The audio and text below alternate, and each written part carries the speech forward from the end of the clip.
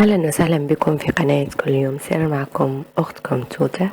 اليوم سأقدم لكم وصفة طبيعية للتخلص من الزكام الجاف أو السعلة الجافة، أي التي عندما نسعل لا يكون هناك إخراج. إذا أردتم أن تعرفوا هذه الوصفة الطبيعية للتخلص من هذه الحالة أو المرض، فقط شاهدوا الفيديو. قبل أن أنتقل إلى الفيديو إلى مكونات الوصفة، فقط أريد التذكير بأنني أقوم بحملة 100,000 مشترك، لذلك أتمنى منكم إن كنتم مشاهدين هذا الفيديو ولستم مشتركين في القناة أن تشتركوا، وإن كنتم مشتركين لا تنسوا أن تضغطوا زر الإعجاب وأن تشاركوا الفيديو مع أصدقائكم. إذا الآن أترككم مع الوصفة بكل بساطة هي عبارة عن لفتة واحدة السكر العادي، السكر الأبيض الذي نستعمله في أيامنا العادية. إذا بالنسبة لللفت لديه الكثير من الفوائد، حيث أنه من الخضروات التي تحتوي على مستويات عالية من المواد المضادة للأكسدة التي تقلل من مرض السرطان، وهي تعتبر من الخضروات التي تمنع الأمراض القلبية. كما أن اللفت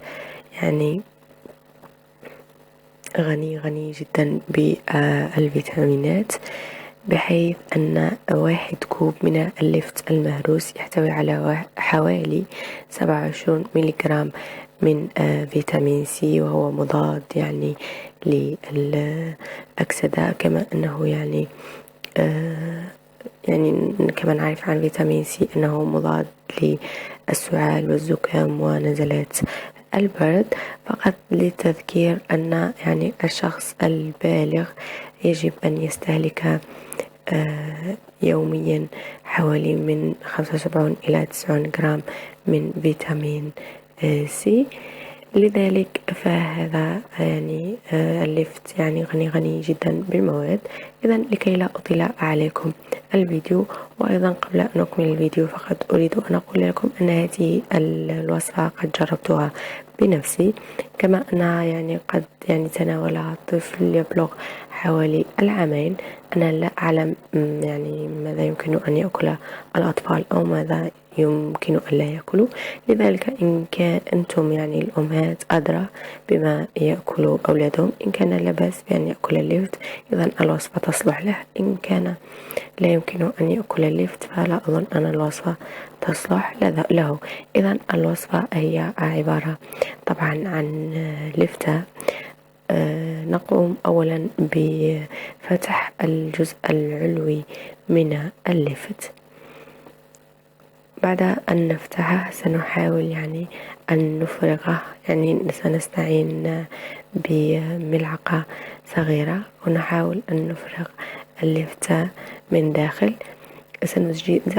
سنزيل فقط الجزء العلوي فقط، لا تزيل الجزء السفلي. إذا بعد أن نفرغ تماما اللفتة سنضع هذه لفتة صغيرة، أفرقها فقط بمقدار ما يمكن لملعقة من السكر أن نضعها بداخلها، لا تفرغها كثيرا وتدعو فقط الغلاف الخارجي أو طبقة رقيقة من فقط الغلاف الخارجي، وإنما بالعكس حاولوا ألا تخرجوا الكثير من اللب. بعد أن نملأ اللفتة تماما بالسكر يجب أن نغطيها بالقطعة التي أزلناها قبلا، ثم ندعها ليلة كاملة وهي على هذا الحال. إن كنتم في الشتاء فلا بأس أن تضعوها خارج الثلاجة، لأنه لن يحصل شيء. إن كنتم في الصيف أفضل أن تضعوها في الثلاجة، وذلك لكي لا تأتي هناك روائح كريهة وما إلى غير ذلك.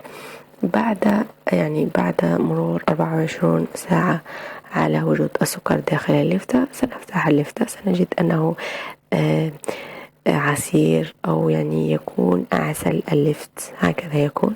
هو مادة قوامها سميك، يعني ليست سائلة وإنما قوامها سميك. هذه هي المادة التي ترونها، فقط تناولها صباحا قبل تناول أي شيء، وتناولها بعد أن تناموا.